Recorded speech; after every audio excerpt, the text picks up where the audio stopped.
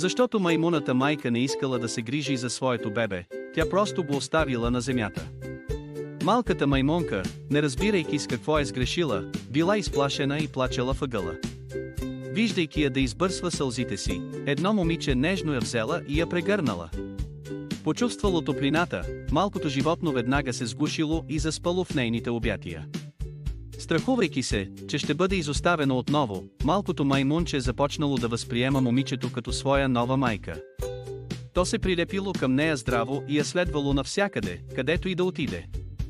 Видяла тревогата на маймунчето, момичето го обсипвало с любов и грижи. Давала му храна, купувало му сладки дрежки и дори търпеливо го къпело всяка вечер преди лягане, грижейки се за него сякаш е нейно собствено дете.